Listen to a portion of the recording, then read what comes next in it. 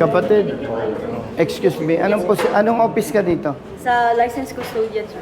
Sino ang chief ninyo dito sa operation? Si ano po, sir, attorney. Vincent Francis Bien Santiago. Sino sa law enforcement? Sa law enforcement po, we have Sir Glenn Carolasan. Hindi, yung chief. Si ano pa rin po, si attorney po. Si Attorney Santiago pa rin. As well as the operations division. So siya ang chief ng operation, siya ang chief ng law enforcement. Yes po, sir. Sa traffic adjudication, Sa traffic adjudication, parang siya lang din po. siya rin. Tatlong position niya. Ah, okay. Ang galing. Thank you.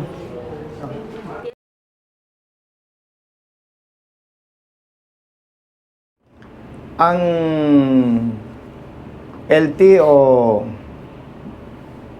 sa Bacalso, district yon or operation? Operations. Operations Division.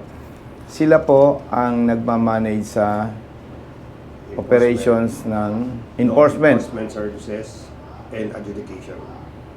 Ang chief ng Operations Division is si Attorney Vincent Santiago. Si Attorney Santiago, ang head ng operations. Head of Operations. So, Siya rin ang head ng Law Enforcement Services at the same time Traffic Adjudication Services. so si Attorney Santiago, ang head ng operations, siya rin ang sa law enforcement service, siya rin ang traffic adjudication service. Ayos. Ibig sabihin po, kung ako ang enforcer ng Bacalso ng LTO Cebu, kung ako ang enforcer, nahuli kita ARD, no? At ang pagkaintindi mo, mali ang huli ko sa'yo, no? Ako. Di magsusumbong ka sa traffic adjudication. Pero yung pagsusumbungan mo, yun din ang boss ko. Hindi po ba dapat iba ang head ng operations, iba ang head ng law enforcement, iba ang head ng traffic adjudication Ako. para hindi bias? Tama po ba? Yes po. So, totoo pala yung nalaman nating information. Hindi naman tayo nag-iisip ng masama sa kapwa. Pero very clear, mali yun. Tao ko humuli sa'yo, magko-contest ka, ako din ang magdidesisyon. Yes. Tama. Nako, may problema yan. And in fairness to our present regional director, bagong assign siya dito. Ako. Kailan po nagsimula? Mag 3 weeks pa lang siya po ngayon. Magti 3 weeks pa lang. Opo. And hindi naman ganun kabilis na para kung may nakita siyang mali, para lang naglipat ng upuan, oh, dito ka, ikaw, dyan ka. So, nililinaw ko lang yun. And by the way, baka ma-confuse ka. Kami po as advocates, ang Road Safety Advocates of the Philippines, RSAP, ang Real Service Advocates of the Philippines, RSAP, registered organization po ito sa Securities and Exchange Commission, sa SEC. So, nandito po kami bilang advocates. Ano po? Yes. Salamat po. Yes, sir. Kaya lang kami bumalik dahil doon. Yes, sir. We are hoping na ma-address ito ng central office. Bakit binabanggit ko, Brother Jerry, na central office? Ang regional office, kung hindi ako nagkakamali, recommendatory lang, ano po? Hindi kayo basta ayaw ko dito, ito gusto ko. Hindi ganun kadali. Hindi po. Lahat ng command nangyagaling lahat sa central office. Magre-recommend kayo, Yes. ang final approval, Central office. central office. Lalo na ngayon, OIC lang si RD Ranches, hindi rin siya pwede makapagbigay ng... OIC siya. Opo. Hindi ganun kadali na, teka, may mali. Magpa-implement. Opo.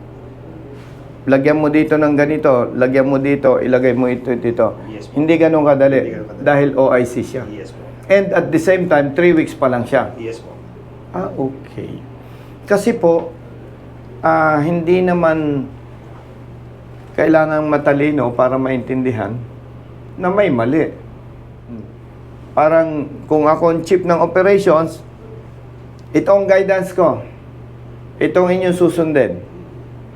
Tapos, O kayo, law enforcers, under ng law enforcement service, manghuli kayo, mag-operate kayo.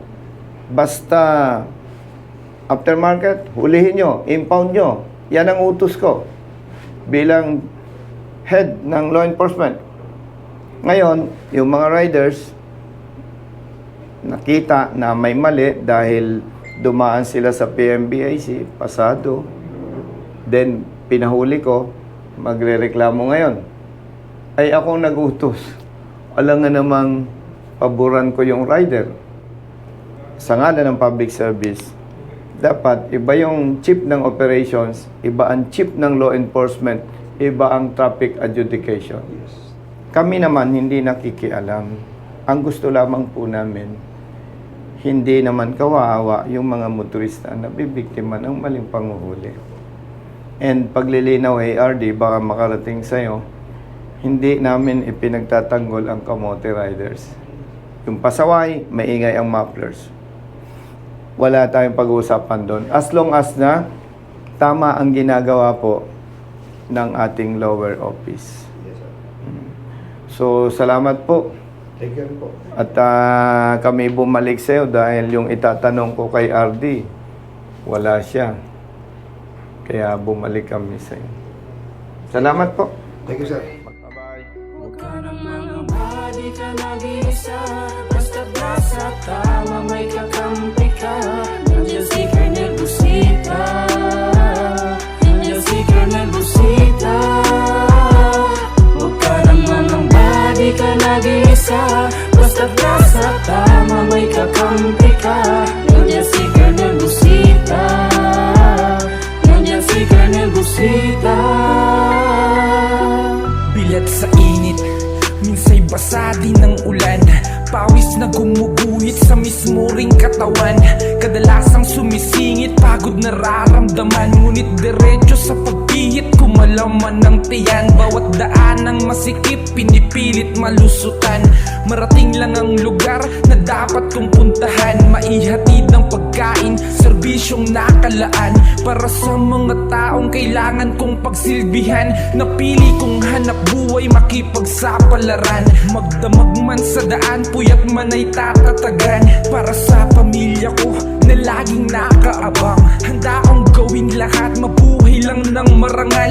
Kahit pa may sandaling, tila ba natatapakan ng karapatan sa tuwing minsan ay nararanasan. Di patas na pagtingin ng ilang nanunungkulan. Mga taong abusado sa kimsa kapangyarihan.